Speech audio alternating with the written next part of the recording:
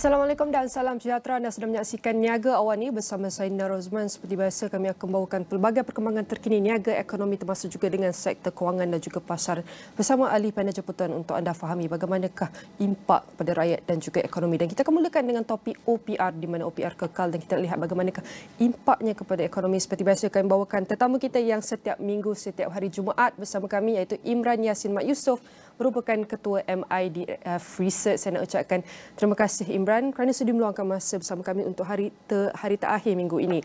Mungkin Imran boleh kongsikan pertama sekali bagaimanakah prestasi pasaran saham domestik selepas keputusan minggu lepas oleh Bank Negara Malaysia untuk naik ke OPR dan US Federal Reserve untuk kekalkan kadar pinjaman mereka. Selamat pagi Nina. Semalam RBM Kalsai tutup 0.2% lebih tinggi daripada Khamis lepas ke paras 1452.27. Ini selari dengan prestasi pasaran saham lain seperti di US di mana Dow Jones, S&P 500 dan Nasdaq juga tutup lebih tinggi sebanyak 0.2%, 0.7% dan 1.4%. Kita lihat keputusan US Federal Reserve dan juga untuk mengekalkan kadar pinjaman mereka iaitu Federal Fund Rate pada kadar 5.25% ke 5.5% telah memberi impak positif kepada pasaran saham dan juga daripada segi OPR juga dikekalkan. Mungkin ada akan berhujah kerana kesan ketara lah. Tapi kalau dilihat daripada prestasi secara lebih mendalam iaitu prestasi harian, kita dapat lihat impak positif yang lebih ketara. Umpamanya FDM Kalsai tutup lebih tinggi sebanyak 10.7 mata atau 0.7% pada Jumaat lepas dan 14.7 mata atau 1.2% pada hari Isnin. Mungkin penutupan rendah beberapa hari ini adalah kerana pelabur yang ingin mengambil untung selepas prestasi yang positif. Di samping itu, pasaran saham Bursa Malaysia juga dapat lihat peningkatan minat daripada pelabur luar.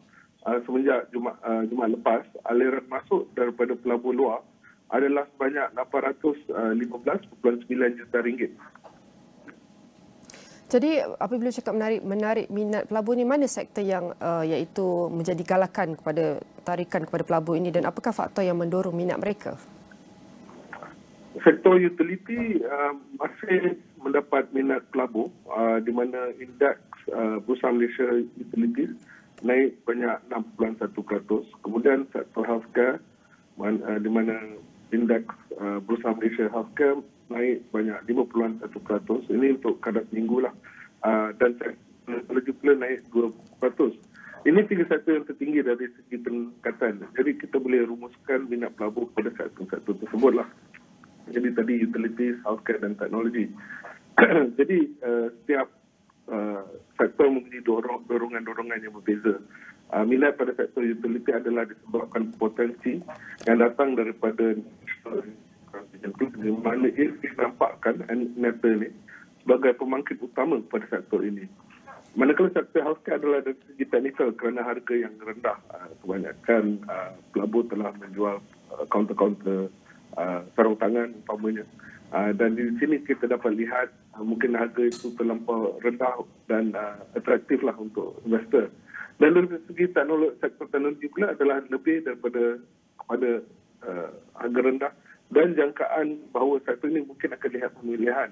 Kerana kalau kita lihat data-data daripada luar seperti Global Semiconductor Sales telah menampakkan pemulihan. Dan bagaimana pula dengan prestasi ringgit dan apakah yang mendorong prestasi ringgit kerana banyak iaitu jangkaan ataupun dikatakan hampir mencecah paras terendah dalam krisis kewangan selama tempoh 25 tahun? Ada banyak juga research house lain yang lihat mungkin akan sampai kepada RM5 dan sebagainya. Tapi kita nampakkan satu prestasi yang memberangsangkan lah untuk minggu ini untuk ringgit, di mana ia ditutup 0.7 lebih tinggi. Jadi daripada paras lebih kurang RM4, 4.79, 4 kepada 4.69 malam. Malah seperti kita lihat prestasi pasaran saham, dia sebenarnya tutup lebih tinggi pada hari Isnin di mana ia tutup pada paras 4.65. Jadi kita boleh lihat dia dalam perjalanan untuk pemulihan. Kami lihat ini datang daripada faktor luaran dan lebih kepada kelemahan US dollar, kerana bukan saja ringgit, malah mata wang lain juga lebih teguh berbanding US dollar. Prestasi ini banyak, atau mata wang ini banyak berkait dengan tindakan US Fed untuk tidak menaikkan kadar faidah mereka minggu lepas. Serta bahasa yang mereka gunakan adalah lebih lembut lah. Jadi pasaran menjangkakan tiada lagi peningkatan kadar pinjaman di US. Oleh itu yang mendorong pelaku untuk mencari pelaburan luar di US dan mengukuhkan mata wang lain termasuk ringgit. Baik, Imran, kalau kita lihat sebelum kita untuk kita lihat bagaimanakah unjuran pasaran saham Malaysia hingga akhir tahun ini, mungkin Imran boleh kongsikan antara indeks harga pengguna IHP China yang turun 0.2% tahun ke tahun pada Oktober, yang bayangkan People Bank of China akan mengekalkan pendirian monetary accommodatifnya dalam tempoh terdekat ini, yang seterusnya akan memberikan lebih banyak sokongan kepada dolar Amerika Syarikat, dan bagaimana pula ini memberi pengaruh kepada ringgit? Okey, kita lihat mungkin indeks CPI turun dan sebagainya, dan PBOC, People Bank of China, dia punya equivalent to bank negara Malaysia kita, telah mengambil langkah-langkah yang akomodatif. Sebenarnya bukan saja baru-baru ni, tapi semenjak, kalau saya pertengahan tahun ini, di mana penumbuhan China dilihat lebih perlahan, jadi mereka memerlukan memberi sokongan. Jadi mereka melaksanakan langkah-langkah yang akomodatif. Jadi dengan ini boleh dilihat mungkin demand atau permintaan pengguna tidak begitu memberangsangkan. Mungkin mereka akan meneruskan langkah-langkah akomodatif ini. Ini bagus kerana pada suku ketiga kita lihat bagaimana langkah-langkah akomodatif ini memberi impak yang positif kepada ekonomi mereka. Jadi dengan ini ekonomi Malaysia juga akan mendapat boleh dikatakan spillover effect lah daripada ekonomi China, kerana kalau ekonomi China merudum, kita pun merudum lah. Jadi di situ dan daripada segi ringgit pula berbanding dengan renminbi lah, kalau daripada bandingkan renminbi, oleh kerana langkah-langkah komoditi mereka, kita telah lihat pengukuhan ringgit berbanding dengan renminbi. So jadi kalau mereka meneruskan langkah-langkah ini, ringgit akan terus kukuh berbanding dengan renminbi lah. Cuma dengan US dollar mungkin dia lebih kepada ringgit, dan US dollar lebih kepada apa yang berlaku di US lah. Ada yang berkatakan mengenai iaitu OPR adalah antara, kalau kita lihat, adalah bukan antara pengukur untuk mengurus ataupun mengawal kestabilan ringgit. Jadi apakah antara faktor-faktor lain yang kita boleh lihat? Adakah antara iaitu faktor domestik ataupun pertumbuhan domestik yang mampu meningkatkan lagi kestabilan ringgit? Sudah pasti ia adalah satu faktor. OPR juga satu faktor. Cuma OPR tidak boleh digunakan sewenang-wenangnya untuk protect the ringgit lah, atau mengukuhkan ringgit. Kerana kita juga kena lihat impak OPR kepada ekonomi domestik. Jadi ekonomi domestik juga adalah satu faktor, umpamanya bagaimana kita punya perdagangan luar, ekspor dan import. Jadi kita perlu ada lebih ekspor untuk mengukuhkan lebih lagi ringgit lah daripada segi situ. Tetapi juga kita boleh kena lihat juga kebanyakan faktor adalah luar kawalan kita. Umpamanya faktor US Fed lah, seperti saya cakap, atau seperti yang kita telah bincangkan sepanjang tahun ni, di mana US Fed meningkatkan kadar faidah mereka, ia akan mengukuhkan US dollar. Bukan saja kepada ringgit, tapi juga kepada mata wang lain. Jadi di situ kita juga ada faktor-faktor yang di luar kawalan. Jadi kalau kita lihat faktor ekonomi, memang ringgit sebenarnya adalah undervalue lah, seperti yang saya cakap. Baik, kita mengambil kira juga dengan faktor luaran ketegangan geopolitik di Timur Tengah. Mungkin Imran boleh kongsikan unjuran MIDF Research untuk pasaran saham Malaysia sehingga ke akhir tahun ini, kerana kita tahu banyak indikator data ekonomi menunjukkan iaitu pertumbuhan yang positif despite ringgit kita mengalami penyusutan ketika ini. Namun dikatakan ekonomi negara banyak iaitu disebabkan oleh faktor luaran. Jadi unjuran Imran sehingga akhir tahun ini bagaimana?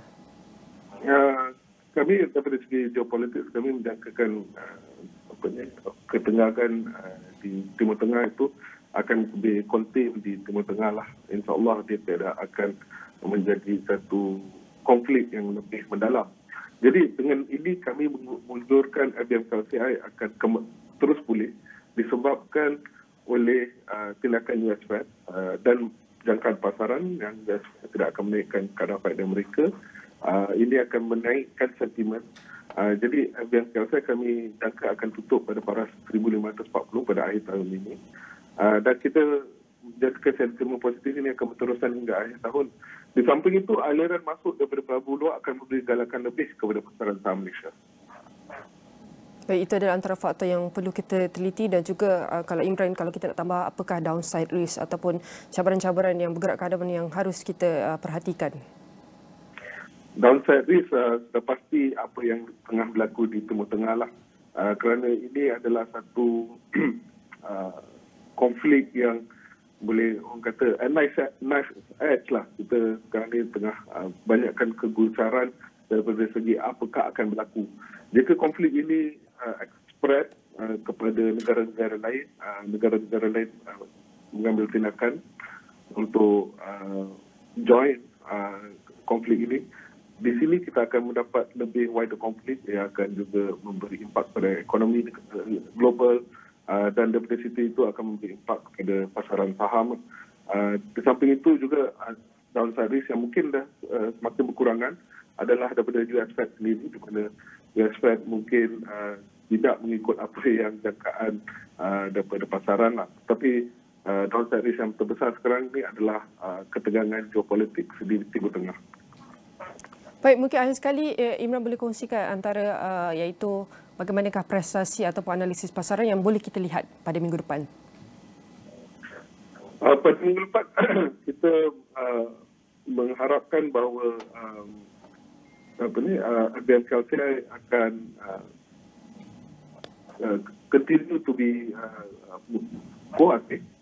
Mungkin sekarang ni kita lihat ada di situ di tengah range bound, apa yang range bound antara 1,400 dan 1,460. Mungkin ia akan terus range bound, tetapi secara trendnya ia akan trend meningkat. Jadi kita lihat mungkin ia boleh try untuk break 1,400 lah.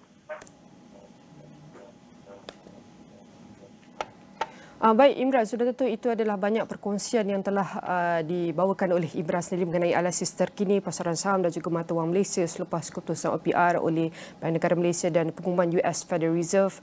Banyak yang telah, iaitu sektor-sektor yang telah Imran kongsi yang menarik minat pelabur dan faktor-faktor pendorong prestasi ringgit. Sudah tentu setiap perkongsian ini akan kami rangkumkan dalam astrawani.com dan semua platform digital Astrawani. Dan kami nak ucapkan terima kasih kepada tetamu kami, Imran Yassin Mak Yusof merupakan Ketua MIDF Research. Bagi anda yang berada di kawasan selatan tanah air pada hujung minggu ini, dah sampai Tourism Malaysia Road Tour akan menjelajah ke Bandaraya Melaka bersejarah bermula 11 dan 12 November di Dataran Pahlawan Melaka Mega Mall dan seterusnya akan berakhir di Dataran Teluk Kemang Negeri Sembilan. Sertai aktiviti dan dapatkan hadiah menarik dari skuad Era Avengers serta tawaran produk pelancongan menanti pengunjung. Untuk maklumat lanjut, layari laman media sosial Astro AWANI.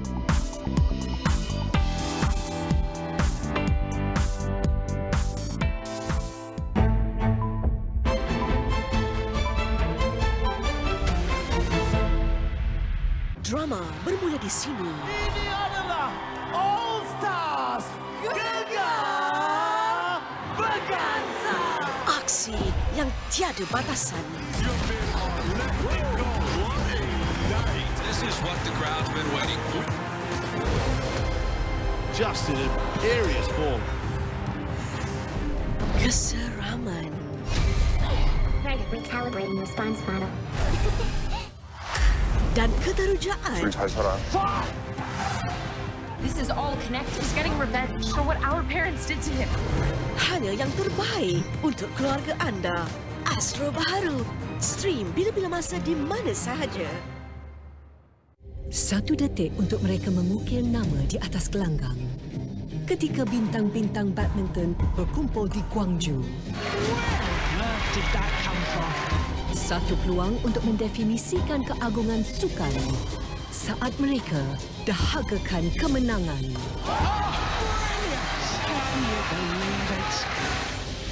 Korea Masters 2023. Siaran langsung di Astro Supersport dan Astro Go. Sabah diminta membuat persiapan awal termasuk mengambil langkah bersesuaian bagi menghadapi fenomena kekurangan hujan. Kerajaan akan pastikan jaminan makanan untuk rakyat dalam keadaan stabil seiring dengan pelaksanaan rasionalisasi diesel. Kerajaan Persekutuan sentiasa peka dengan usaha Sarawak dalam menerajui inisiatif penjanaan dan pelaksanaan hidrogen hijau dalam negara. Literasi kesihatan mental dalam kalangan rakyat Malaysia masih rendah dan peningkatan masalah dalam penyakit itu amat membimbangkan.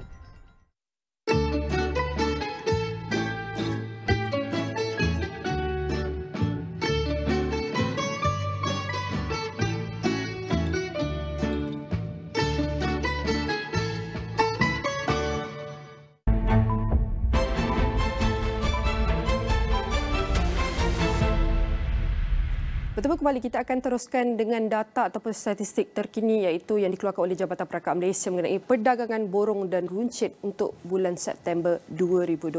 So, tentu untuk kita lihat adakah prestasi ataupun kita boleh pergerakan perdagangan borong runcit ini adalah di keadaan baik atau di keadaan di bawah. Tapi kalau untuk kita teliti di sini iaitu perdagangan borong dan runcit untuk kita lihat daripada segi nilai jualan dan juga indeks volume. Nilai jualan pada September pada tahun ini telah mencatatkan sedikit penurunan berbanding bulan Ogos sebelumnya, iaitu daripada 6.7% hingga pada bulan September telah mencatatkan penurunan sedikit kepada 6.5% kepada jumlah 142.7 bilion ringgit. Manakala indeks volume pada September juga mencatatkan penurunan daripada 5% hinggalah 4.5% kepada jumlah 152.7 mata.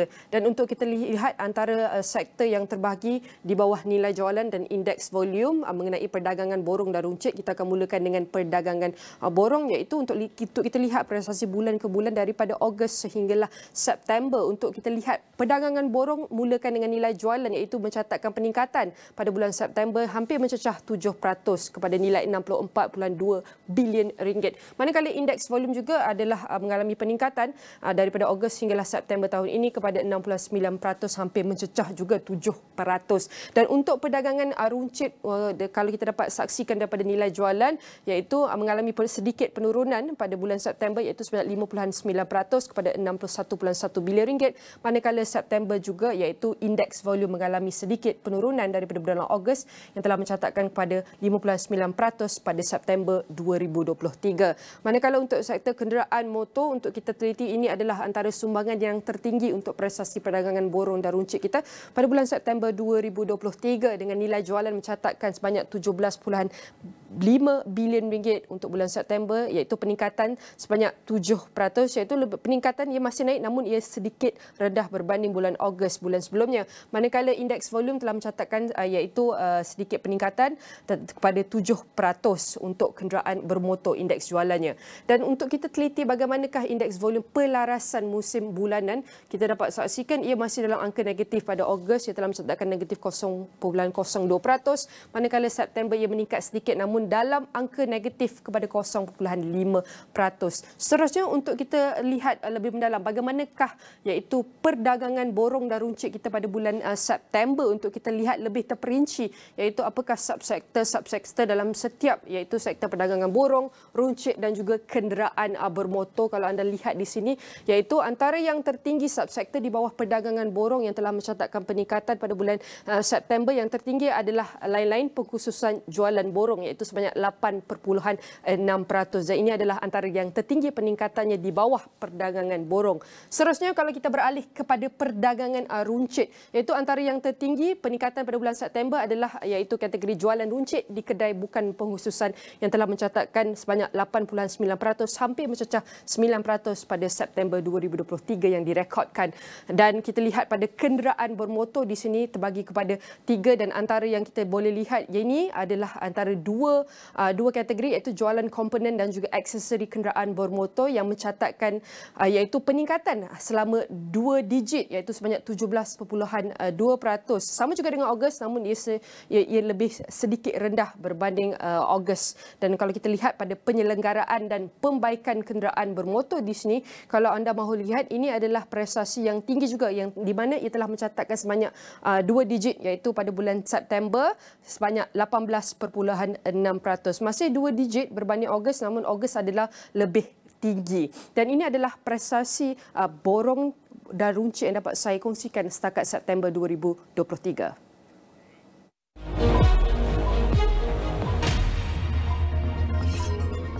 Keuntungan bersih Westports Holdings Berhad melonjak 30% kepada RM195 juta bagi suku ketiga tahun kewangan 2023 daripada RM150.4 juta pada tempoh sama tahun lalu. Sementara itu, pendapatan kumpulan pada suku dalam tinjauan meningkat sedikit 4.2% pada RM542 juta berbanding RM520.5 juta tahun lalu. Central Real Estate Investment Trust Central REIT telah mencatat pendapatan bersih RM18.2 juta pada suku ketiga tahun kewangan 2023 dengan pendapatan hartanah bersih NPI sebanyak RM30 juta. REIT yang terlibat dalam pasaran pejabat dan runcit di Lebah Kelang itu menyaksikan peningkatan kadar penghunian kepada 86% pada suku ketiga daripada 77% suku sebelumnya. Proton Holdings Berhad menyasar menjual model sedan terbaharunya S70 sebanyak kira-kira 2,000 unit sebulan, kata timbalan ketua eksekutifnya Rozman Abdullah. Beliau berkata anggaran jualan itu adalah berdasarkan permintaan dan tambahan dan dijangka meningkat sekiranya permintaan bertambah. Laporan penuh di saluran 501 dan astrawani.com, perdagangan.com.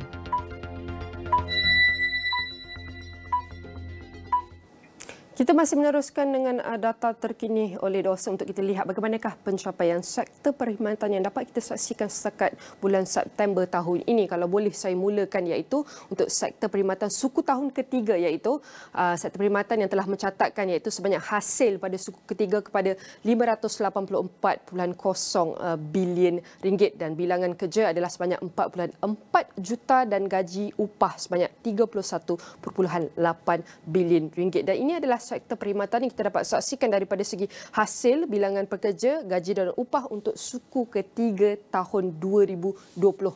Namun kalau kita dapat saksikan ada kalau perbezaan daripada tahun ke tahun dan suku ke suku untuk sektor perkhidmatan daripada segi hasil kita dapat saksikan peningkatannya daripada suku tahun kedua 2023 sehinggalah suku tahun ketiga 2023 ia telah mencatatkan peningkatan sebanyak 7.6% untuk suku ketiga bagi hasil, manakala bilangan pekerja juga meningkat iaitu sedikit kepada 1.8% dan juga tidak ketinggalan gaji dan upah saja yang mengalami penurunan sedikit pada suku ketiga sebanyak 3.6%. Dan ini adalah apa yang kita boleh saksikan antara sektor perkhidmatan suku ketiga 2023 yang kita dapat saksikan daripada hasil bilangan pekerja dan juga iaitu bilangan pekerja. Dan untuk kita lihat prestasi sektor perkhidmatan mengikut segmen di bawah hasil ada banyak iaitu komponen yang kita dapat saksikan di sini. Dan antara komponen yang tertinggi dalam sektor perkhidmatan yang mencatatkan peningkatan untuk kita lihat pada suku ketiga di bawah hasil adalah untuk anda lihat peningkatan tertinggi adalah daripada iaitu kesihatan iaitu hasil kesihatan swasta, pendidikan swasta dan kesenian, hiburan dan rekreasi yang telah mencatatkan peningkatan sebanyak 12.3% pada suku ketiga ini kepada RM20.3 bilion.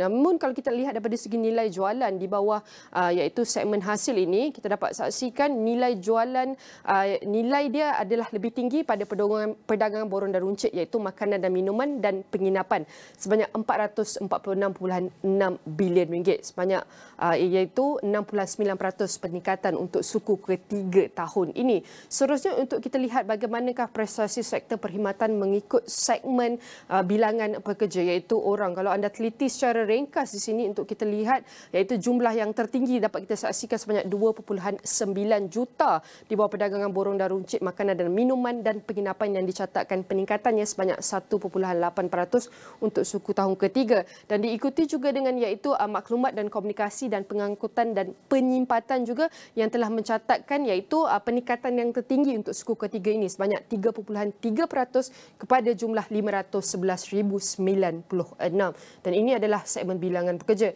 Dan antara segmen terakhir untuk kita saksikan di sini adalah iaitu apa yang kita dapat saksikan sini bilangan pekerja, dan hasil apa yang anda dapat saksikan ini adalah antara sektor perkhidmatan suku tahun ketiga 2023 yang dapat kita saksikan setakat ini.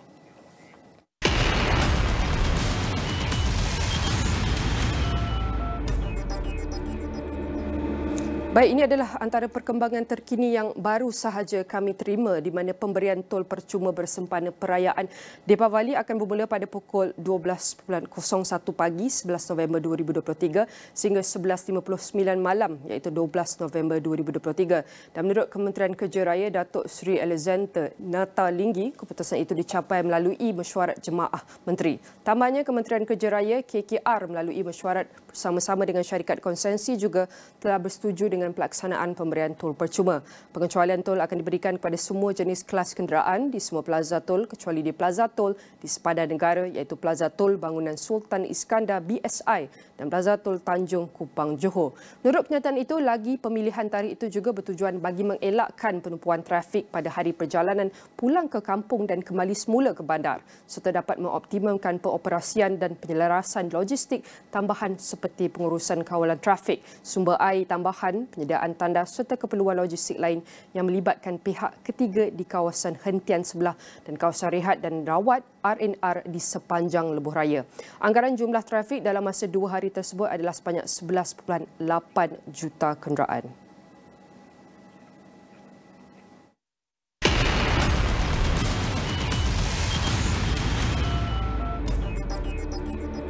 Tinjauan peserta pada sidang kemuncak cukai dan perniagaan KPMG mendedahkan lebih separuh perwakilan menyatakan pandangan supaya cukai barang dan perkhidmatan GST diperkenalkan semula, berbanding dengan menaikkan kadar cukai jualan dan perkhidmatan SST kepada 8.0%. Ketua Percukaian KPMG Malaysia Soh LANGSUNG berkata, sentimen itu menggariskan cabaran yang dihadapi penggubal dasar ketika kerajaan berusaha mencapai keseimbangan antara pembaharuan cukai dan langkah meningkatkan kewangan negara. Merujuk kepada pembaharuan cukai yang perlu diperkenalkan Malaysia, katanya 69% peserta forum percukaian memilih supaya kerajaan mengukuhkan pematuhan dan tadbir urus cukai. Katanya ia akan menggalakkan kutipan hasil yang lebih banyak, penggunaan wang pembayar cukai yang cekap, seterusnya menangani ekonomi bayangan.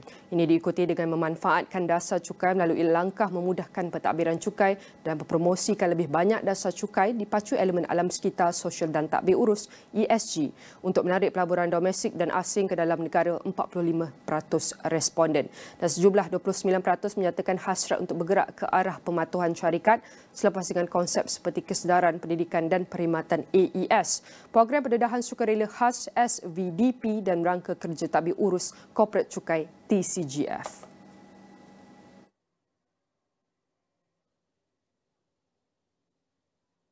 Indah Wata Konsortium IWK dijangka tidak lagi memerlukan subsidi daripada kerajaan bermula tahun hadapan. Menteri Sumber Asli Alam Sekitar dan Perubahan Iklim Nik Nazmi Nik Ahmad berkata perkara itu berikutan usaha pengoptiman konsensi itu bagi kos pengurusan dan pengoperasian.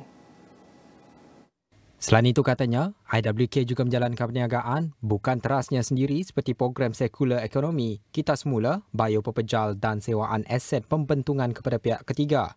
Sementara itu, kementeriannya akan meminda fasa pertama Akta Industri Perkhidmatan Air 2006, Akta 655, melibatkan beberapa seksyen spesifik bagi menangani insiden pencemaran secara berkesan. Ini termasuk peningkatan tempoh hukuman dan kadar denda ke atas tindakan yang berisiko menyebabkan pencemaran kepada mana-mana alur air atau sistem bekalan air. Ujarnya ia akan meningkat dari RM10,000 kepada RM10 juta serta hukuman penjara dari setahun kepada 15 tahun atau kedua-duanya sekali. 1 daripada 3 rakyat Malaysia terbeban dengan hutang dan hampir separuh daripada rakyat Malaysia tidak memiliki wang simpanan ketika berdepan dengan kecemasan. Timbalan Gabenor Bank Negara Datuk Marzuni Syam Omar berkata dapatan itu adalah hasil kaji selidik, rangkuman dan keupayaan kewangan yang dijalankan oleh Bank Pusat itu. Kajian kami mendapati hampir separuh rakyat Malaysia sukar menyediakan RM1,000 bagi tujuan kecemasan atau situasi yang tidak dijangka. Tambahan lagi, statistik Agensi Kaunseling dan Pengurusan Kredit AKPK pula menunjukkan ramai antara rakyat Malaysia yang berhutang semasa menghadapi kecemasan. Lebih membimbangkan, 1 daripada 3 rakyat Malaysia merasa terbeban dengan hutang. Katanya kaji selidik tersebut juga mendapati mereka yang bergelut dengan masalah hutang adalah disebabkan pengurusan kewangan yang lemah sejak usia muda. Ini jelas menunjukkan betapa pentingnya pendidikan kewangan dalam mencapai kesejahteraan kehidupan. Sehubungan dengan ini, Jaringan Pendidikan Kewangan atau Financial Education Network (FEN) yang diterajui Kementerian Pendidikan Tinggi, Bank Negara Suruhanjaya Security dan AKPK telah melaksanakan program pendidikan kewangan yang komprehensif menyasarkan golongan pelajar. Berkata demikian ketika berucap pada majlis perasmian pameran literasi kewangan di Kuching pada Khamis. Pameran tersebut dirasmikan oleh Premier Sarawak Tan Sri Abanjuari Tun Openg. Pameran literasi kewangan ini merupakan inisiatif untuk meningkatkan tahap celik kewangan dalam kalangan rakyat Malaysia. Yang mendapat suntikan kreatif Datuk Muhammad Nur Khalid atau LAT yang menerjemahkan topik-topik kewangan dalam bentuk karikatur di dalam buku wang saku yang mudah difahami oleh murid-murid sekolah.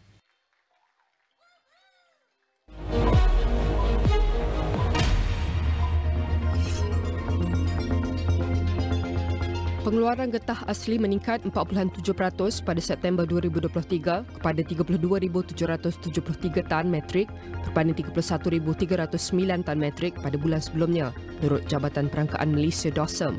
Ketua Perangkawan Malaysia, Datuk Seri Dr. Muhammad Uzi Mahidin berkata, perbandingan tahun ke tahun menunjukkan pengeluaran getah asli menurun 7.6% kepada 35,460 tan metrik pada September 2022. Sektor Pembinaan Malaysia dijangka terus mencatat pertumbuhan positif pada suku keempat 2023 disokong pengembangan perbelanjaan fiskal kerajaan dan kemajuan dalam projek sektor swasta dan awam. MIDF Research berkata, sektor itu dijangka berkembang lebih kukuh pada 7.5% pada 2023 berikutan keadaan bekalan yang lebih baik. Veslan Berhad menerusi Veslan Resources Sdn Berhad berjaya meraih kontrak bernilai RM240 juta daripada Abang Besar Sdn Berhad bagi kerja-kerja utama dan luaran 2 blok rumah transit di Jalan Desa, Taman Desa Kuala Lumpur. Pembinaan itu melibatkan blok bangunan setinggi 34 tingkat dan 29 tingkat serta kemudahan berkaitan selain kerja-kerja mekanikal serta elektrik bangunan itu. Laporan penuh di saluran 501 dan astroawani.com serta dagannews.com.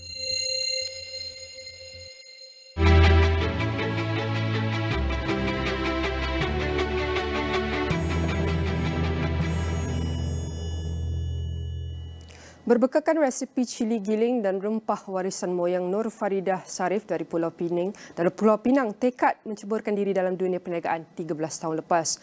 Pengeluar rempah kari dan cili giling jenama Syifa keluar Syifa Enterprise, keluaran Syifa Enterprise itu banyak berkata selepas menjalankan perniagaan di rumah dia kini sudah mempunyai kilangnya sendiri di bayan lepas. Menurutnya, perniagaan rempah adalah perniagaan warisan turun-temurun moyangnya dan dia adalah generasi keempat yang meneruskan legasi perniagaan keluarga itu. Bagi memastikan produk warisan moyangnya dikenali serta perniagaannya dapat bertahan, ibu kepada seorang cahaya mata ini banyak memanfaatkan digitalisasi. Ujarnya lagi, platform digital juga banyak membantu memastikan jenama perniagaannya mampu berdiri setaraf dengan jenama lain di pasaran. Dari segi pemasaran, memang kat sebelum COVID tu saya lebih fokus kepada offline marketing, contoh hantar kepada distributor, ke kedai-kedai and so on. Tapi lepas COVID tu 2020 tu terus ubahlah 360, walaupun saya seorang siswaza UiTM, seorang siswaza yang memang well versed dengan media sosial platform, tapi saya tak fully utilize benda tu. Tapi COVID mengajar saya, okey lah ni hang tak boleh offline, hang kena online. Itu yang saya mula orang kata fokus back to online market. Selain Pulau Pinang, penjualan rempahnya kini sudah menembusi pasaran luar antaranya di Kedah, Perlis, Selangor dan Kuala Lumpur. Antara rempah giling keluaran Shifa Enterprise adalah rempah kari ayam pining, rempah kurma pining, rempah kari kepala ikan pining dan rempah kari masala. Kesemua produk tersebut boleh didapati di semua kedai terpilih dan juga boleh dibeli secara dalam talian. Mengusahakan perniagaan tradisional bukan sesuatu yang mudah, lebih lagi dalam era digital yang berkembang pesat ketika ini. Pengusaha songkok dan tanjak di Johor akui bukan sesuatu yang mudah untuk berdepan perubahan itu, namun mengambil langkah berani untuk memastikan tradisi pemaikan tajak terus mendapat tempat di kalangan masyarakat. Pemilik butik songkok Masud Hussein Nur Dalila Abdul Ghani berkata dia menyambung warisan perniagaan yang diusahakan arwah datuk sejak tahun 1945.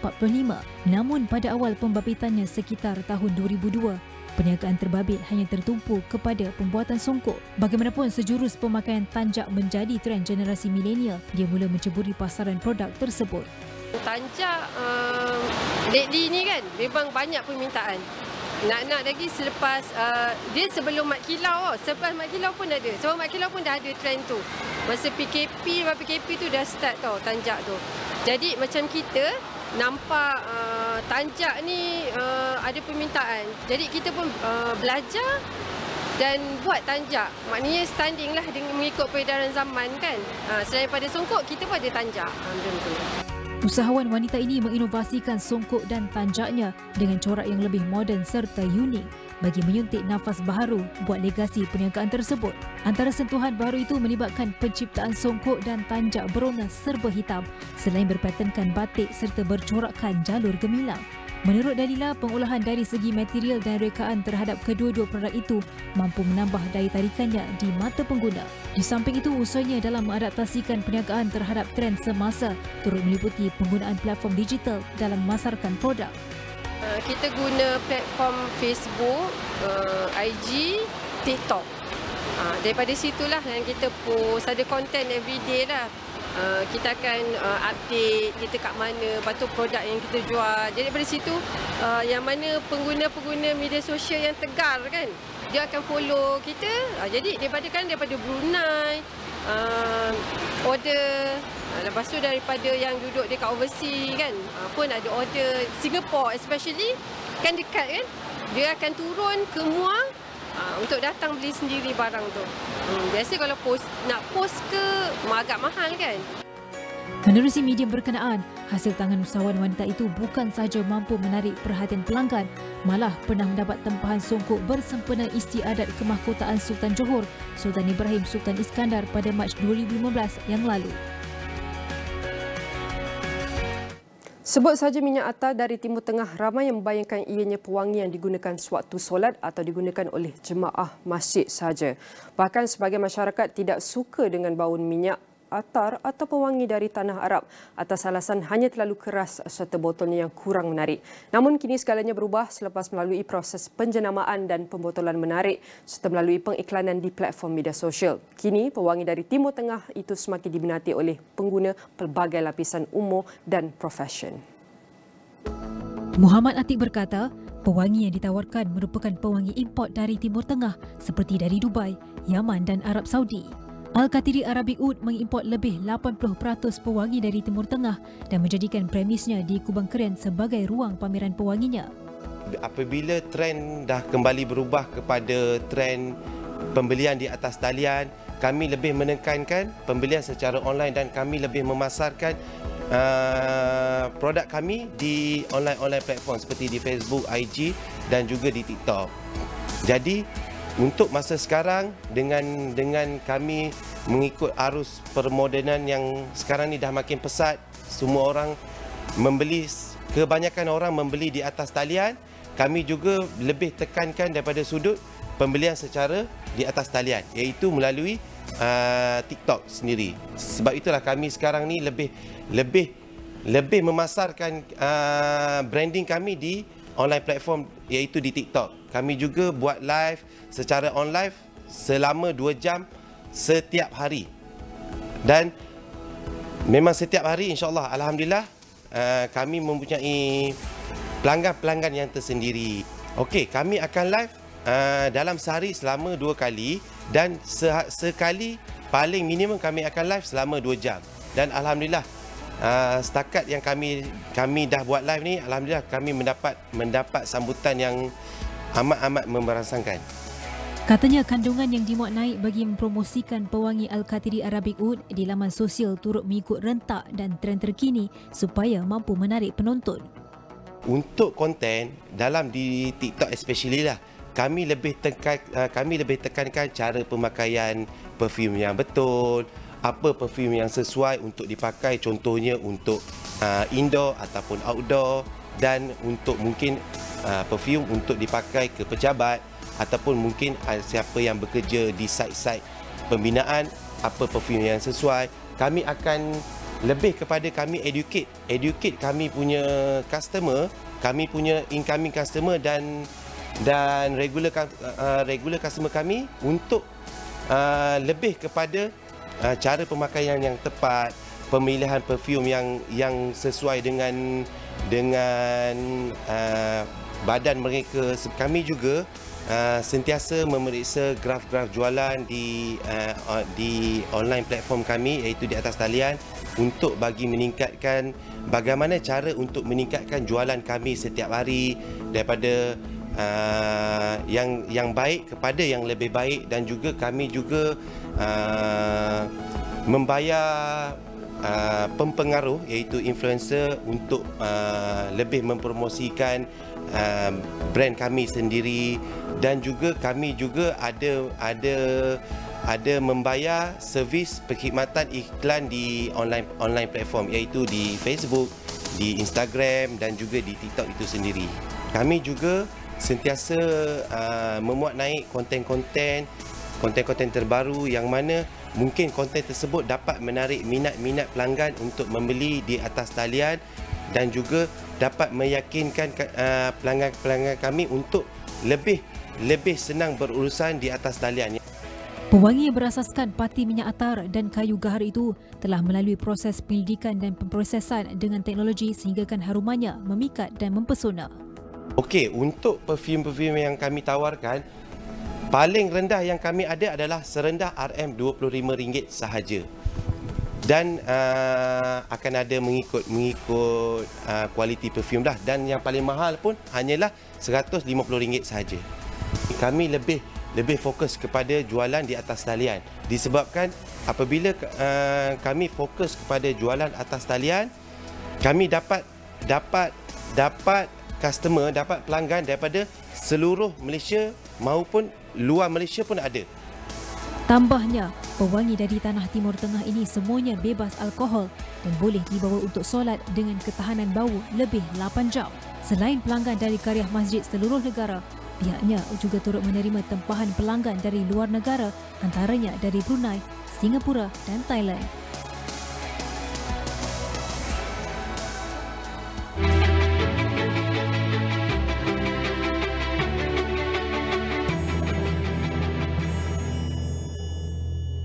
Baik, setiap jam selepas 9.30 pagi kami akan bawakan bagaimanakah perkembangan ringgit, bursa Malaysia termasuk juga dengan pasaran serantau iaitu S&P 500.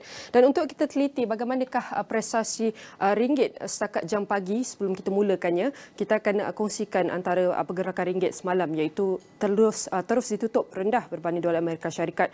Pagi hari ketiga berturut-turut hari ini berikutan penurunan permintaan terhadap unit tempatan. Dan pada 6 petang ringgit menyusut kepada 4.6895 atau 6965 berbanding dolar Amerika Syarikat daripada paras penutup 4.6800 atau 6860 pada Rabu. Dan jom kita saksikan iaitu daripada website Trading Economics untuk kita lihat bagaimanakah perjalanan ataupun prestasi ringgit yang dapat kita saksikan sepanjang minggu, untuk kita lihat daripada 6 November sehinggalah iaitu 10 November setakat jam iaitu 9 lebih terperinci iaitu 9.46 pagi ini, untuk kita lihat bagaimanakah prestasi seminggu yang telah mencapai sehingga prestasi terkini iaitu 4.72. Kalau kita mulakan lebih kurang 5 hingga 6 November, kita dapat saksikan prestasi ringgit kita berada lebih kurang pada paras 4.740, dan kita dapat lihat prestasi ringgit kita bila menurun, graf ini menunjukkan prestasi ringgit kita iaitu pulih dan semakin meningkat, sehinggalah kita dapat saksikan antara yang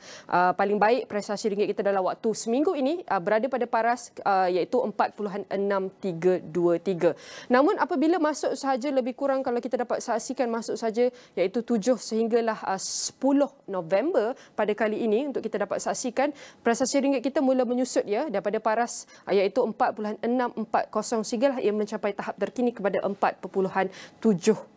Dan ini adalah prestasi yang kita dapat lihat dalam tempoh terdekat dalam masa seminggu. Tapi jom kita kembali, kita hampir mencecah iaitu baru masuk lebih kurang bulan November, minggu pertama nak masuk minggu kedua untuk kita lihat bagaimanakah prestasi dalam masa sebulan iaitu pergerakan ringgit kita. Kalau kita lihat dalam prestasi sebulan, ringgit kita berada pada paras yang anda dapat saksikan ia telah mencapai daripada 4.650 sehinggalah anda dapat saksikan pergerakan ringgit kita hampir mencecah paling teruk iaitu pada 4.7873. Itu adalah kita boleh cakap purata ataupun kadar ringgit kita yang kita dapat saksikan dalam waktu sebulan sehinggalah iaitu 10 November ini. Dan untuk kita lihat lebih jauh iaitu 6 bulan iaitu kerana kita hampir beberapa bulan kita mahu mengakhiri iaitu tahun 2023 ni, untuk pentingnya kita teliti iaitu lebih ke belakang bagaimanakah prestasi ringgit kita dalam tempoh 6 bulan untuk anda dapat saksikan iaitu prestasi dalam masa 6 bulan.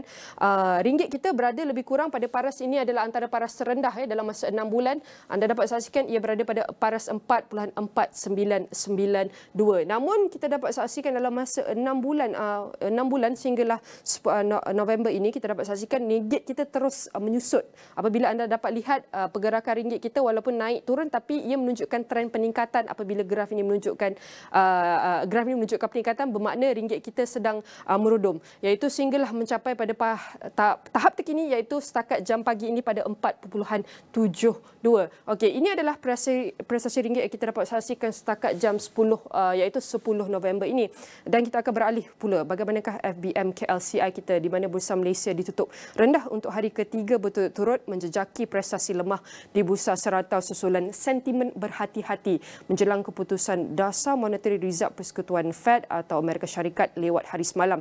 Dan pada 5 petang FBM KLCI turun 0.36% atau 5.33 mata untuk ditutup kepada 1452.27 daripada paras penutup iaitu 1457.60 pada Rabu. Dan mari kita saksikan bagaimanakah prestasi Bursa Malaysia setakat 10 November dan setakat jam pagi ini untuk kita lihat prestasi Bursa Malaysia iaitu dibuka pada paras 1448.22 iaitu bersamaan dengan negatif 0.28%, penurunan sebanyak negatif 4.05. Dan untuk kita teliti bagaimanakah lebih lama dan dalam tempoh terdekat dalam masa seminggu prestasi Bursa Malaysia kita, kalau kita tekan di sini dan kita tukar setting dia kepada 5 hari bermula daripada Isnin minggu ini sehinggalah Jumaat untuk kita lihat bagaimanakah kadar purata ataupun di manakah jumlah ataupun angka Bursa Malaysia berada. Dan untuk kita saksikan daripada Isnin hingga Jumaat kita dapat lihat paras kita iaitu banyak berada pada paras di sini ya. Di sini kalau saya linekan di sini sehinggalah mencecah 1460. Dan untuk kita lihat dalam masa seminggu iaitu Isnin hingga Jumaat prestasi kita berada lebih kurang pada paras 1445 sehinggalah 1460.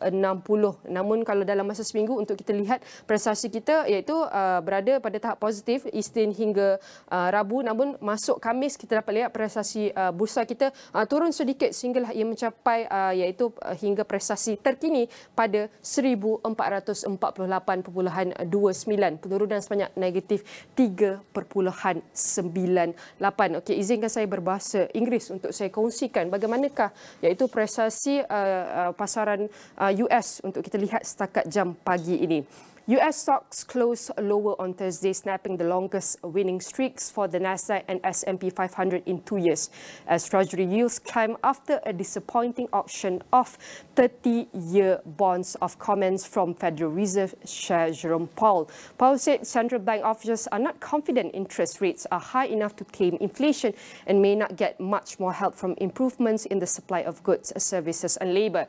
Stocks had moved slightly lower prior to Powell's comments as yields climb after a weak auction of 24 billion in 30-year treasuries with demand for the debt at 2.24 times the bonds on sale. The benchmark 10-year treasury note yield was last up 12.8 basis points at 4.636% after rising as high as 4.654% on the day. And the Dow Jones Industrial Average fell 220.33 points or 0.65% to 33,891.94. The S&P 500 lost 35.43 points or 0.81% to 4,347.35, and the Nasdaq Composite lost 128.97 points or 0.94% to 13,521.45. And I'm going to dive right in. How are the performance? We can see as S&P 500, which is categorized by sectors and industry. And you can see for all the size within the S&P 500 represents the market cap. And I'm going to start with one of the largest sector within the S&P 500 with Microsoft as of this morning.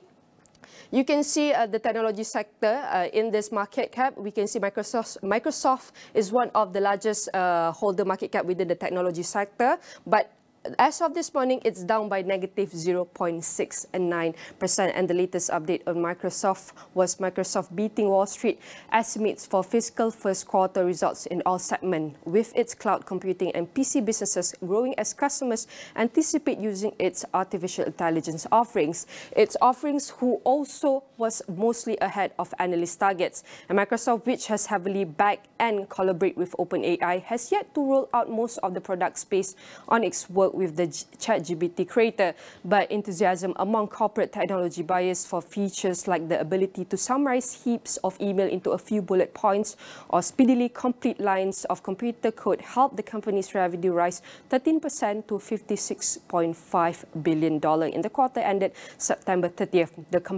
That compares with analyst consensus estimate on $54.52 billion, and this is according to LSEG data. And next for Adobe, we can see Adobe is one of the brightest red we see. This is showing red color usually equals to losers performance. And as of this morning, Adobe is down negative 1.29%. And the European Union antitrust regulators have resumed their investigation into Photoshop maker Adobe's, which is a $20 billion bid for cloud-based designer platform Figma, setting at February 5th deadline for the decision. A European Commission filing show on Friday. The EU watchdog stopped the clock last month while waiting for requested information from the companies. It has said that the deal may eliminate an important rival to Adobe and allow it to restrict competition in global markets for the supply of interactive product design tools. And Adobe will likely have to provide remedies to address such concerns before it can secure regulatory approval for the deal. And next, Apple is also down as of this morning, as much as we can see from the S&P 500 is a negative 0.26%. And Apple co-founder Steve Wozniak was hospitalized in Mexico City on Wednesday due to a possible stroke, Mexican media outlets reported, but a TMZ report citing sources suggested the illness was potentially a less serious bout of vertigo. The 73-year-old scientist and tech entrepreneur was scheduled to participate in a World Business Forum event in the Mexican capital Santa Fe neighborhood on Wednesday afternoon. Event organizers did not immediately respond to a request for comment. Wozniak had been set to speak at the conference at 4:20 p.m. local time.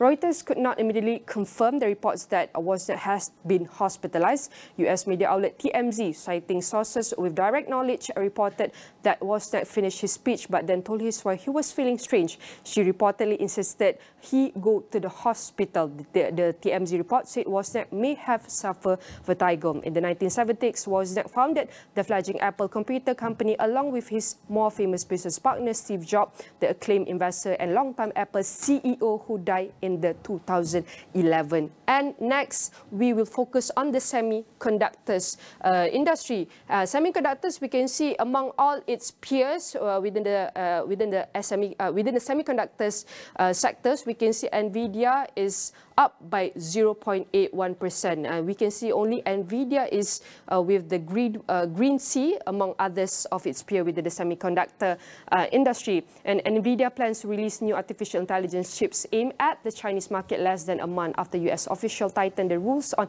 selling high-end AI chips to China. The chip industry newsletter Analisis said that the NVIDIA chips are called the HGX, H2O, L2O PCIe and L2 PCIe, and that NVIDIA could announce them on November 16 at the earliest. NVIDIA shares were up 3.3% in midday trading after the report. The chips include most of NVIDIA's newest feature for AI work, but have had some of their computing power measures cut back to comply with new US rules. According to the newsletter Analysis of the chips specifications, NVIDIA declined to comment when asked about the report. The White House and the Commerce Department did not immediately respond to the request of comment. And for Qualcomm under the semiconductor is also this morning is up by 0.03%, which include also Samsung and Qualcomm are among those opposing India's choice of technology to bring live TV broadcasts on smartphones, arguing the required hardware changes will push up a device cost by $30. According to the latest review by Reuters, India is considering a policy to mandate equipping some smartphones with hardware to receive live TV signals without the need for cellular networks. It has proposed use of so-called ATSC 3.0 technology popular in North America that allows precise geolocating of TV signals and provides high pitch quality. Companies, however, say their existing smartphones in India are not equipped to work with ATSC 3.0, and any efforts to add that compatibility will raise costs of each device by $30 as more components need to be added. Some fear their existing manufacturing plans can be hurt. In a joint letter to India's communication ministry, Samsung, Qualcomm and telecom gear makers Ericsson and Nokia said adding direct-to-mobile broadcasting can also degrade battery performance of devices and cellular reception. And next, we will move on into the internet content information sector, which is Google, one of the biggest that has the market share within the S&P 500 under the internet content sectors, with Google, Alphabet's Google Meta platforms and TikTok and Thursday won backing from Europe top court in their fight against an Australian law requiring them to delete hate speech for face fines of up to $10.69 million. The Australian law enacted in 2021 and which obliges big tech to publish regular reports of illegal content comes amid mounting concerns worldwide about hateful posts. The European Union's recently adopted new rules called the Digital Services Act, DSA, which require large online platforms to do more to tackle illegal and harmful online content or risk fines up to 6% of their annual turnover.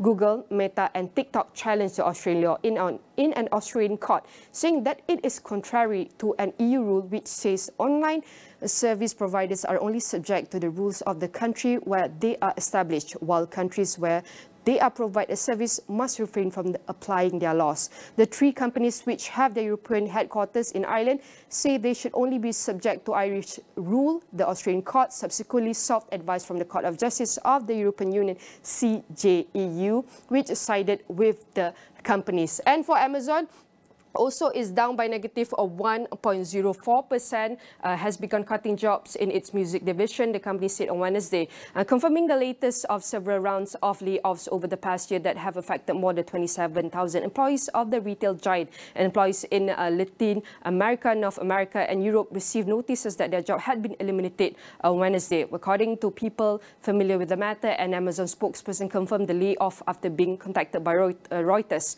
She declined to say how many employees were impacted. No mass layoff filings had recently been made in Washington State, where Amazon is based, California or New York, among the largest employee centers for the company, according to a review of worker adjustment and retraining notification sites. And as Tesla is also down this morning by very negative 5.46%. This is the raised prices on its refreshed Model 3 and Model Y long range vehicles in China starting November 9th. The electric vehicle maker will increase the price of its Model 3 version in China by 1,500 yuan, which equals to $206, show its website and official Weibo account. Tesla sales representatives in China have been posting on social media in the past week about potential prices increase of the Model Y urging consumers to place order ahead of the increase. And that is the update under the S&P 500 as of this morning. And Niaga Awani will be taking a short break, and we will continue on with my colleague right after this, Tehmina Kaoosji, on Niaga Spotlight.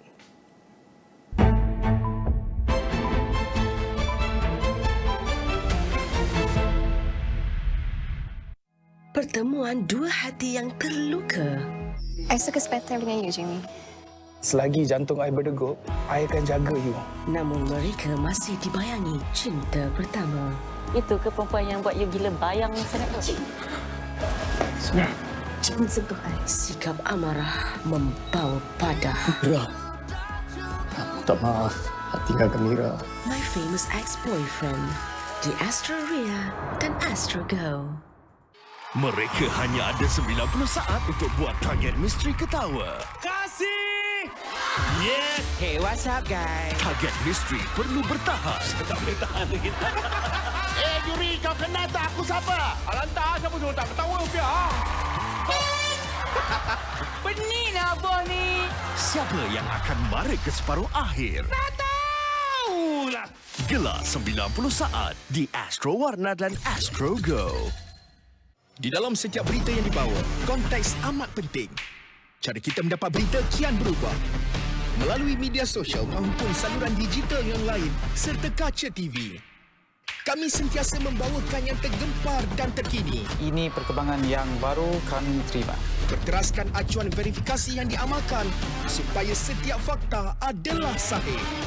Daripada analisis pelbagai sudut yang mendalam, laporan-laporan khas dan perbincangan yang membina negara. Inklusif, suara rakyat kami ajukan. Keseimbangan persepsi kami pastikan. Kerana setiap cerita mempunyai impak yang tersendiri dan perlu dibawa dengan penelitian yang terperinci. Pastikan Astro AWANI menjadi pilihan anda tidak kira di mana sahaja anda berada.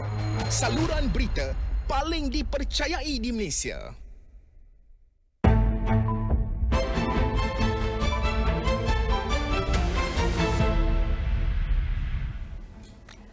Hello and welcome to Niaga Spotlight with me, Tehmina. Niaga Spotlight goes through the weekend business and future affairs, market watch, industries, analysis and insights. We've got you covered right here on Niaga Spotlight. Well, this week on Analysis, we'll look at economic apartheid in Palestine. Today marks 35 days since the current Israel-Hamas war began on 7th October. Bit of background, the Hamas attacks on Israel killed more than 1,400 Israelis, with more than 240 taken hostage, according to Israeli officials.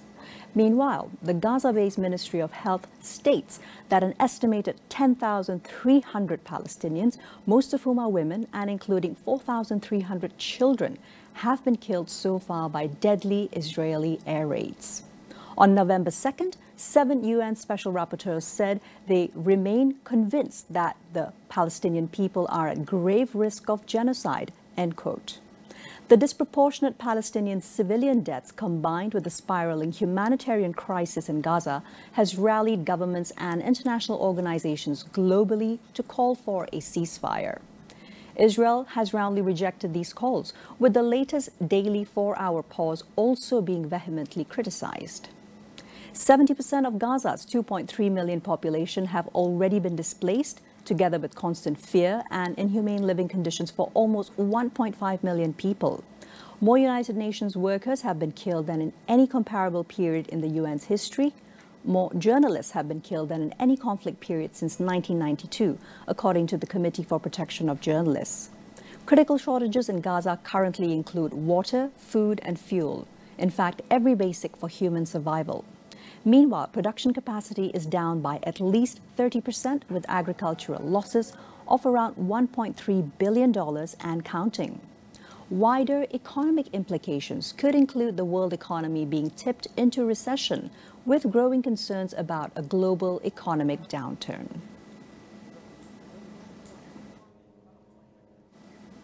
To help contextualize how exactly Palestine's statehood constraints due to the Israeli apartheid state have historically shaped the overall economic landscape to the current day, I spoke with Dr. Rami Al-Azeh, economist at the Assistance to the Palestinian People Unit, UNCTAD, the United Nations Conference on Trade and Development. Dr. Rami co-authored UNCTAD's latest report on its assistance to the Palestinian people, released on 23rd of October. Let's watch. Rami, a very good morning to you. Thank you so much for making time to join us on Niaga Spotlight. How are you doing today? I'm good, and thank you for having me. Good morning to all your audience. Thank you very much. Now, Rami, let's get started off by me asking you, of course, keeping in context the wider Israel-Hamas conflict and the ongoing genocide actually that has been occurring, is focusing on the Gaza Strip almost a month on. What are actually the limitations that the Paris Protocol signed way back in 1994, and how has it actually impacted the Palestinian economy up to the present day? To what extent does the Palestine have actually control over their own economic destiny? Well, just a bit of context, the Paris Protocol was signed with the Oslo Accords just as for an interim period of 5 years. So this was designed for an interim period and not to carry on for 3 decades. Given the differences in the economy of Israel, the occupying power, and the Palestinian economy, the huge differences in terms of income, the level of advanced economy of Israel compared to Palestine, and therefore this protocol carrying on for three decades, it affected the Palestinian economy too much. In the last report of UNCTAD, we say that the Palestinian economy is dependent on the Israeli economy in labor, in trade, and monetary and fiscal. And the Paris Protocol doesn't give much of a policy space for the Palestinian authorities. So there is not much of an autonomy for the Palestinian economy in terms of developing any policies to help the economy, given that Israel collects the clearance revenue, which is the trade revenues coming from through the borders of Israel to the Palestinian territory. Given that we don't have a currency, so we use the Israeli shekel, and Israeli shekel is designed, the exchange rate or the interest rate is designed for the Israeli economy and not the Palestinian economy. And you have the labor, which is basically in the West Bank. The 25% of the labor is actually working in Israel and the settlement. And they provide a substantial income for Palestinian economy. And all of these are dependent on the political situation. For example, in the current circumstances, Israel actually withheld the clearance revenues, which is 2/3 of the Palestinian revenues. So the Palestinian government cannot actually pay their salaries or meet their obligations or to provide services to the Palestinian people. Add to that, for 3 decades, given the restrictions Israeli put on the Palestinian economy in terms of the custom union, because of the custom union, 72% of the trade volume is actually with Israel, whether imports from Israel or exports to Israel. And that's because it's easier, because of the restrictions put on by the occupation on the Palestinian economy. It's easier to import from Israel rather than import from a third country. And it's also easier to export to Israel rather than exporting to other countries. Taking this bigger picture that you have very richly painted for us, also looking at inflation and the shrinking fiscal space, in particular looking at the impacts of the COVID-19 pandemic and how did that actually add on many more layers of deprivation for the Palestinian population themselves in the occupied Palestinian territories. Yeah. So in every economy, you have the fiscal policy and the monetary policy, where the government can use these policies in order to mitigate a shock or the impact of a shock on the economy. While for Palestinians, they don't have these tools where they can actually try and mitigate the impact of a shock like the COVID-19. And after 3 years of the COVID-19 pandemic, the Palestinian economy has not yet recovered from the pandemic, and we still look at GDP levels and GDP per capita levels way below the 2019 levels pre-pandemic, and that's mainly due that the Palestinian economy cannot actually is very vulnerable first, and for policymakers, they cannot use the normal policy tools for policymakers in order to mitigate the impact of such pandemic in any other country. Exactly. And moving on from there into the economic disengagement plan, which was proposed by the Palestinian Authority in their 2021 to 2023 National Development Plan. What are some of the strengths as well as the limitations? And to what extent or in what areas has this policy been seen to bear some fruit at least? Well, the disengagement plan is a very ambitious plan. And it's also, in my opinion, it's a political plan in the sense the Palestinian economy, after 3 decades of Paris Protocol and Oslo Accords and the end of the interim period 25 years ago, they wanted to disengage the economy through developing certain sectors and to reduce the dependency on the occupying power. Well, the thing is that the majority of the policies cannot be implemented given the Paris Protocol framework. And also all the restrictions, given that most of the variables that plays a role in the economy in Palestine is actually exogenous. It's actually done by the occupation, whether you have a round of a war in Gaza or whether you have expansion of settlements, whether you have withholding of clearance revenues.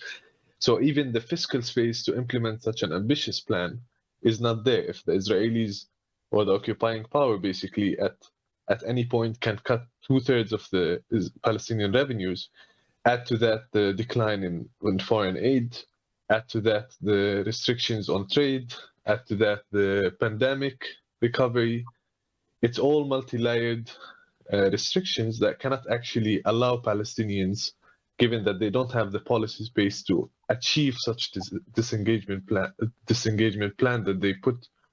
It's hard for Palestinians, whether it's a message that they need to do so after 3 decades of depending on the Israeli or the occupying power economy because of the framework put in place in 30 years ago.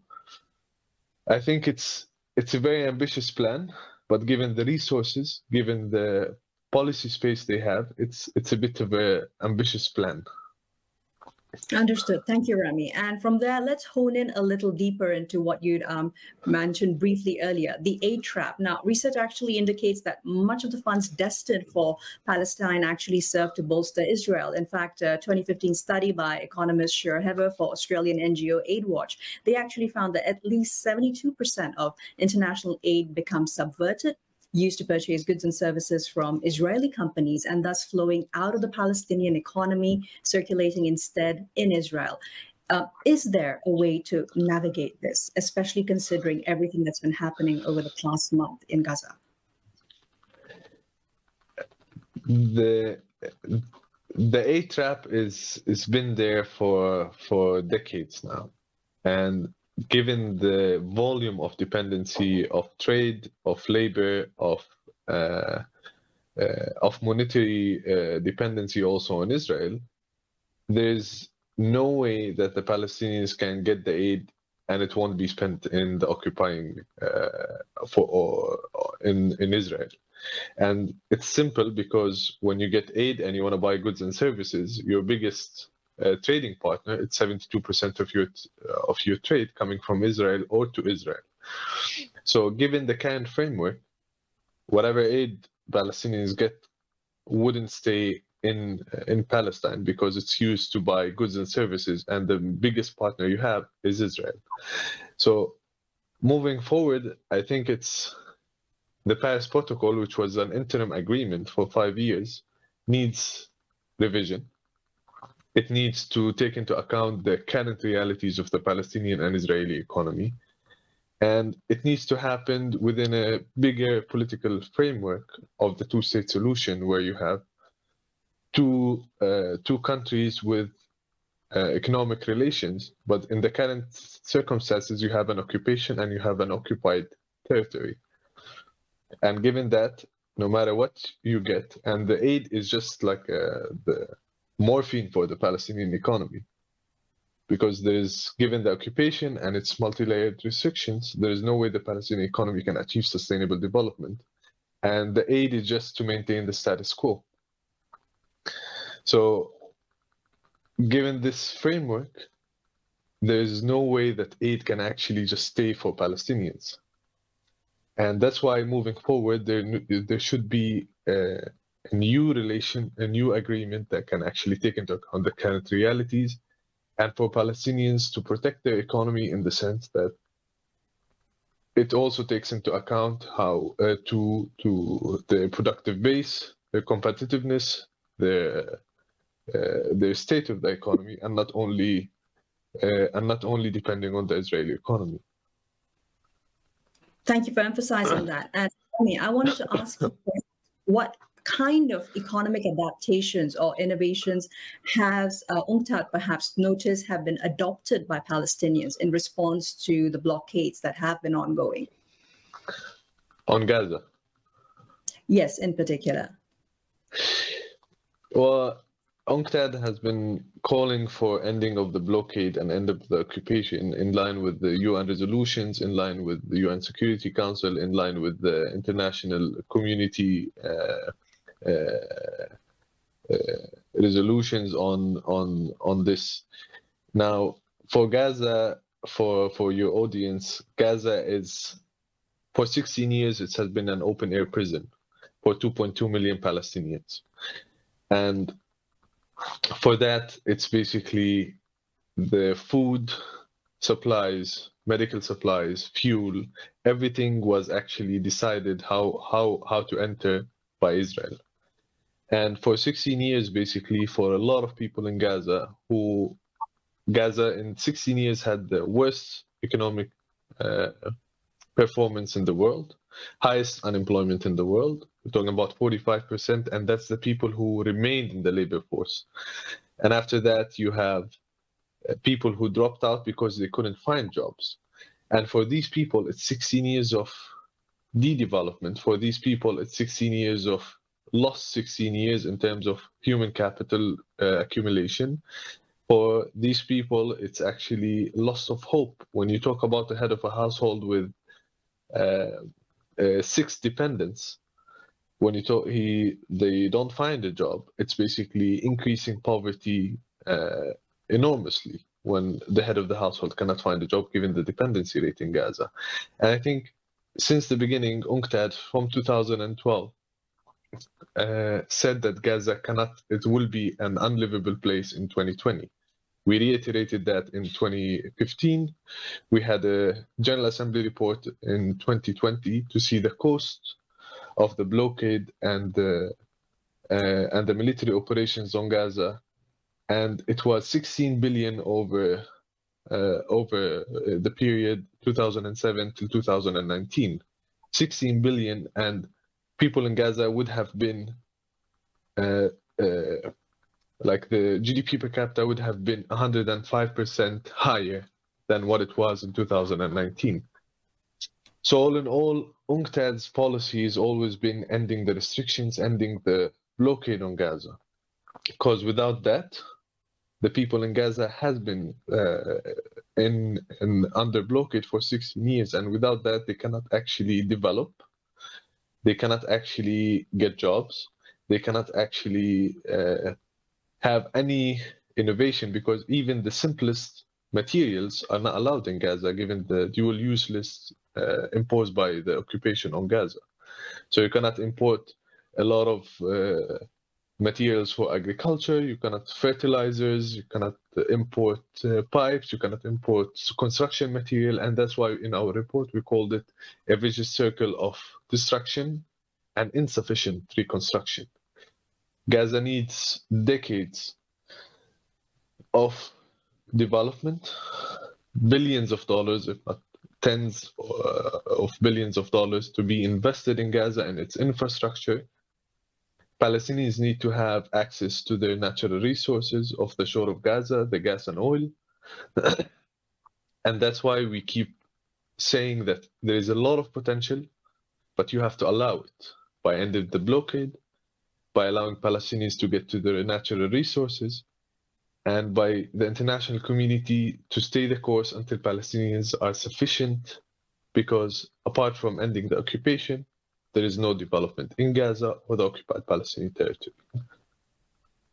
Absolutely. And Rami, Palestinian workers with permits to enter Israel bring in the equivalent of about 35% of the PA's GDP. How will the recent ban on West Bank Palestinian workers actually affect the Palestinian economy in the months, years to come?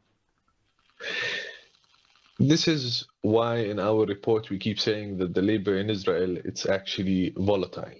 And it depends on the political context. And that's why Palestinian economy's dependency on the occupying power, it's dangerous, because such a shock in a short period would actually affect the Palestinian economy heavily. And in the past month, Palestinians, 25% of the Palestinian labor force in the West Bank, working in Israel and settlements and bringing in 35% of the income coming to the West Bank, is stopped. And this is a huge demand shock on top of the restrictions, the political tensions, the security tensions. And because it's a political decision, it has nothing to do with economics.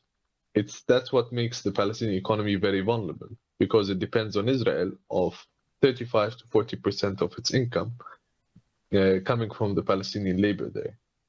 And then on top of that, Israel decided to withhold the clearance revenue. So the Palestinian government actually lost 2/3 of its revenues. They cannot pay salaries. They cannot pay the private sector for services. They cannot have any room to support even in Gaza, for example, for humanitarian support. If it was allowed, of course.